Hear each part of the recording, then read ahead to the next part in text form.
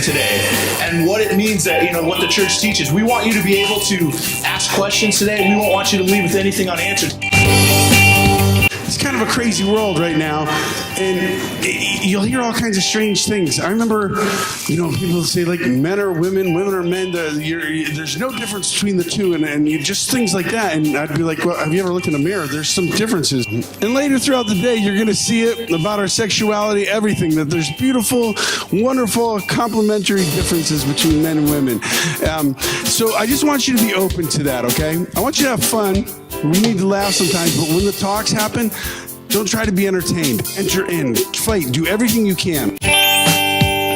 One way of saying what is the meaning of life is war between light and darkness, between good and evil, between Christ and Antichrist. Another way of saying the same thing is that life is love. Life is a love story between God and every single individual human soul.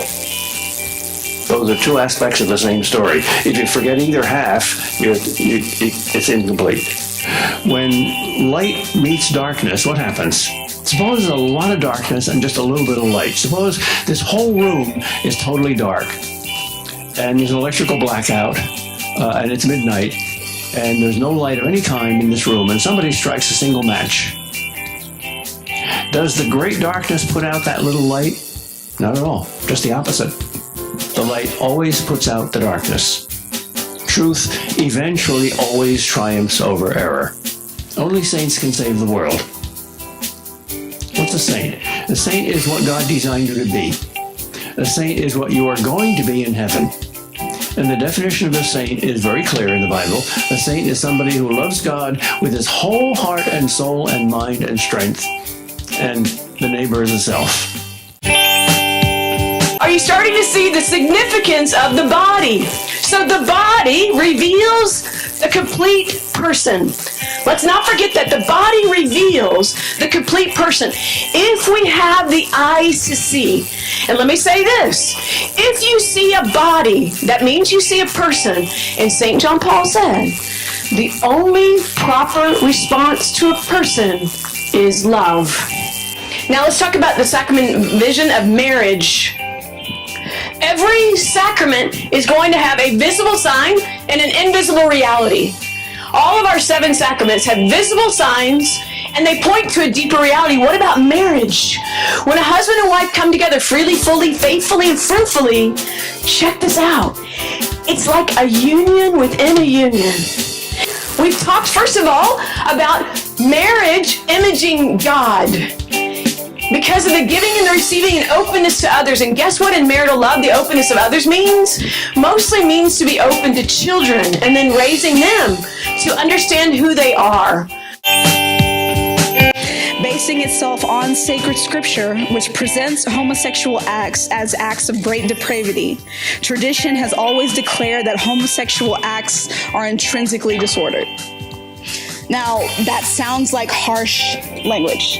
It's scary. I didn't like it when I first read it. I thought, there was something so wrong with me. But listen to this. It says that homosexual acts are intrinsically disordered. It didn't say anything about the person. I'm able to master myself. That's what this paragraph is talking about, self-mastery. I am not held down, pinned down by my desires. My desires don't rule me. I rule them. What I think is going to be so essential for all of you, specifically in the culture war, is creating a culture that is about life and liberty and freedom and love. At the end of the day, yes, it is hard, and I am not about to sit here and lie to you that it is easy to deal with same-sex attractions like I do. It is extremely difficult, and society and the world, the devil throws so much in my face constantly, especially with social media. My gosh, we can't watch a TV show anymore without there being LGBTQ characters. You can't watch a TV show, you can't listen to songs, you can't do anything anymore without seeing some kind of propaganda. I'm going to talk about pornography, and Pope John Paul said something beautiful. Pornography isn't evil because of what it shows, but it's evil because of what it hides.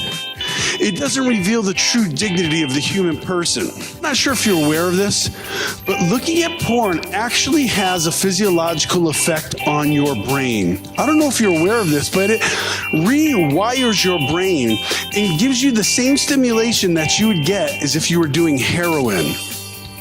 And it causes an addiction where I need more, I need more, I need more. The devil wins when you give up and you think you're a horrible person. You're not. You're a beloved child by God trying to fight a good fight. If we listen to the truth of the church that God himself built for us, guess what? We'll be happier in this life and in the next. We will suffer in this life, but we'll suffer for a reason.